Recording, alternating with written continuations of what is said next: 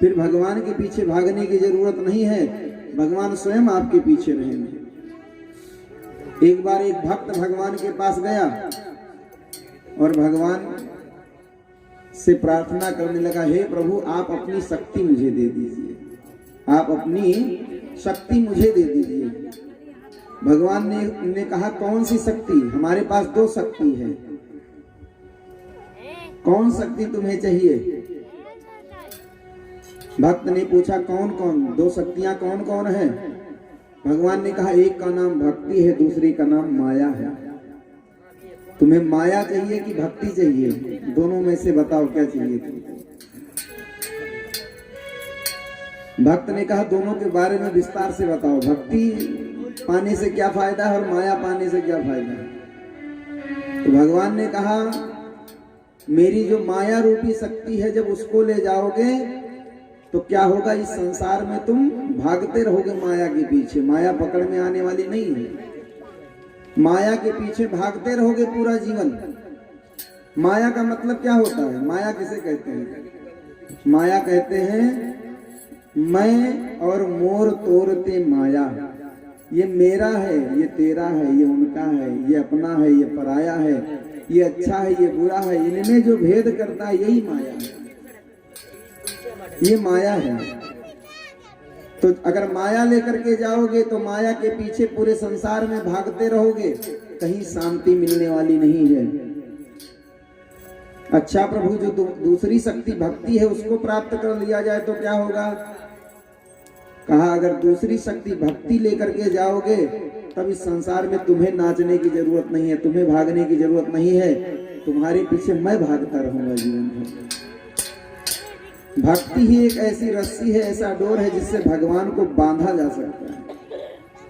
कहा गया है कि जिसके हृदय में भक्ति मैया बैठ जाती हैं उसके हृदय में भगवान दौड़े हुए चले आते हैं और विराजमान नहीं अवरुद्ध हो जाते हैं। विराजमान होने में और अवरुद्ध होने में फर्क है। जैसे यहाँ कथा चल रही है तो आप लोग विराजमान हैं, बैठे हैं, अभी पानी पीने की इच्छा हो तो उठ के चले जाएं, पानी पी के फिर आ जाएं, तो आप विराजमान हैं, स्वतंत्र हैं। अवरुद्ध उसे कहते हैं कि आप कथा में आवें और चारों तरफ से बंद कर दिया जाए गेट, अब जाने का कोई व्यवस्था नहीं है, जब कथा खत्म होगी तभी जाना है।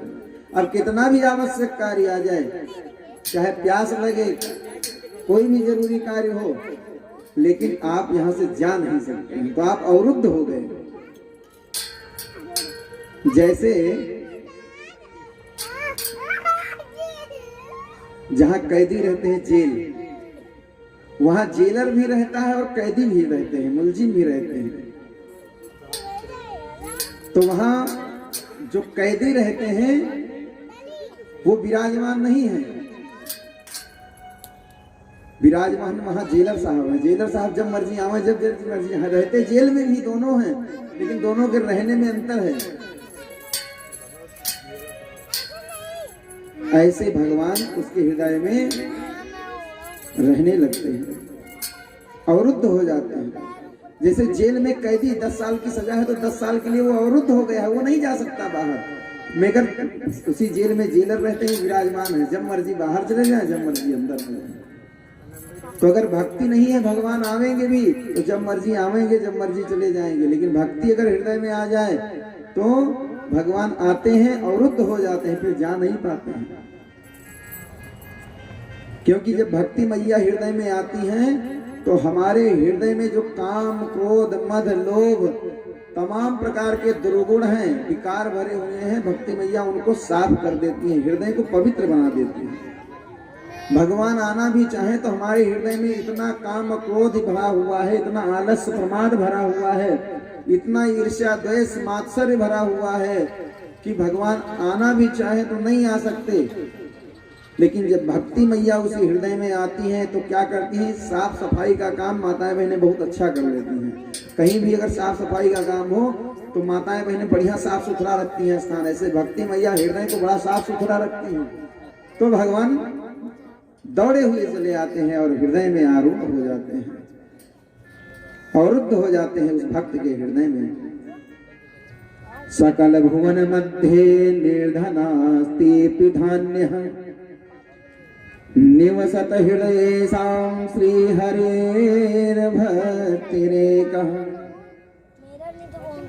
हरिरपि निजलोकं सर्वथा तो विहाय प्रविशत हृदयेषां भक्तिसूत्रोपनद्धा।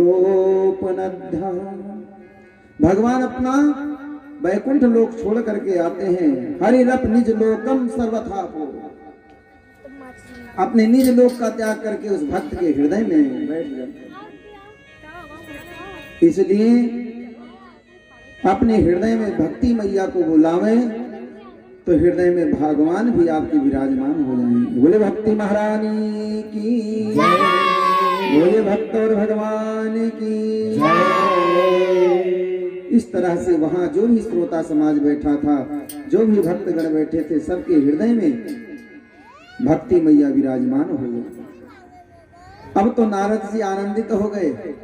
नारद जी का जो संकल्प था वो पूरा हो गया। नारद जी ने संकल्प लिया था कि मैं भक्ति के जो बेटा हैं, जो पुत्र हैं, ज्ञान वैराग जो जर्जर अवस्था में हो गए हैं, उनको मैं तरुण कर दूंगा, उनको मैं युवा कर दूंगा। अब तो युवा हो गए। नारद बाबा प्रसन्न हो गए। नारद जी ने सनकादिकों से कहा, महाराज मैंने देख लिया श्रीमद् भागवत की कथा का प्रभाव, इस ज्ञान यज्ञ का प्रभाव हमने देखा, कैसे ज्ञान और वैराग्य जो जर्जर अवस्था में पड़े थे, जो सुस्त अवस्था में पड़े थे, वो चैतन्य हो गए, वो जागृत हो गए। ये तो मैंने अपने आंखों से देख लिया। लेकिन ये बताओ महाराज कि इस श्रीमद् भागवत की कथा सुनने से केवल भक्ति, ज्ञान और वैराग्य ही पुष्ट होते हैं अथवा पापियों के पापों का भी प्रक्षालन होता है। जाने अनजाने इस मानव जीवन में जो पाप हो जाएं, बुरे कर्म हो जाएं, क्या उन पापों का भी शुद्धिकरण हो जाता है इस कथा सुनने से?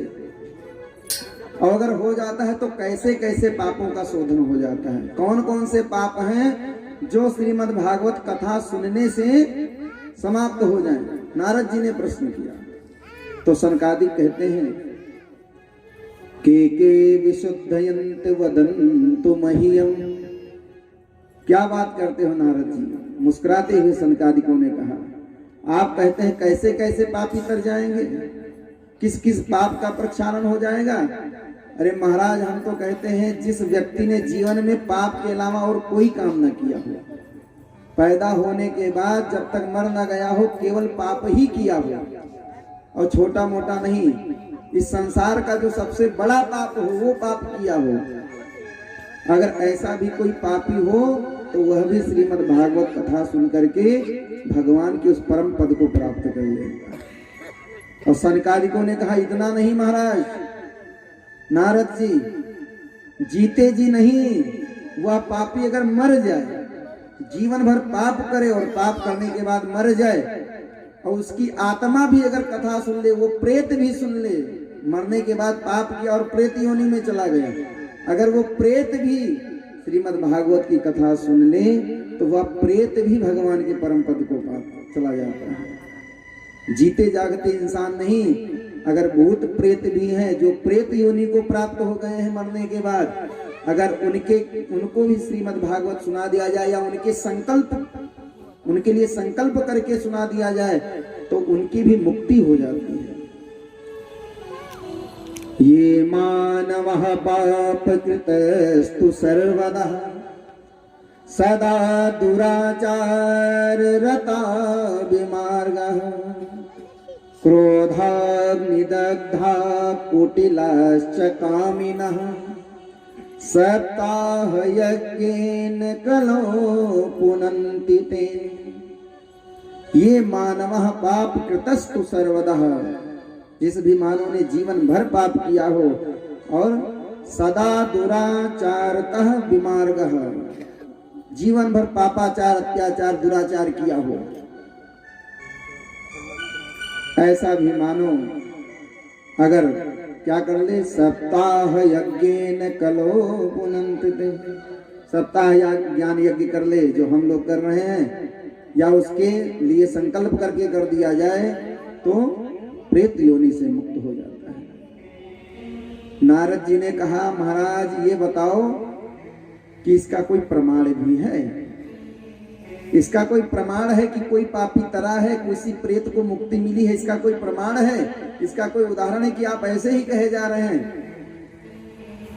सनकादिक ने कहा, नारद मैं एक बहुत प्राचीन इतिहास सुनाता हूं तुमको, एक बहुत प्राचीन कथा सुनाता हूं जिसको सुनने मात्र से जीवन के पाप नष्ट हो जाते हैं। उस इतिहास को, उस कथा को सुन लिया जाए तो जीवन के पाप समाप्त हो जाते हैं। अत्र ते कीर्तयस्याम इतिहासं पुरातनम यस्य श्रवण मात्रेण पाप हानि प्रजायते। पाप हानि प्रजायते, पापों का नष्ट हो जाता है। क्या करने से? यस्य श्रवण मात्रेण, केवल श्रवण करने मात्र से। केवल ये कथा, ये इतिहास श्रवण कर लिया जाए तो ये हो जाता है।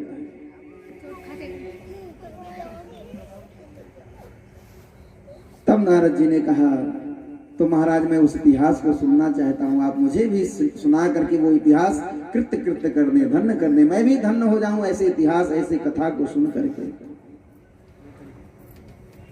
तब सनकादिक ने नारद जी को गोकर्ण उपाख्यान की कथा सुनाई। कहा, नारद जी एक नदी थी जिसका नाम था तुंगभद्रा। नदी का नाम ध्यान रखिएगा, मैं पूछ सकता हूँ।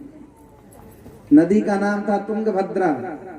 और उस नदी के किनारे एक गांव था, उस गांव में एक पंडित जी रहते थे जिसका नाम था, क्या था पंडित जी का? आत्मदेव शर्मा। पंडित जी का नाम क्या था? पंडित आत्मदेव शर्मा। और उनकी एक पत्नी थी जिनका नाम क्या था? धुंधली।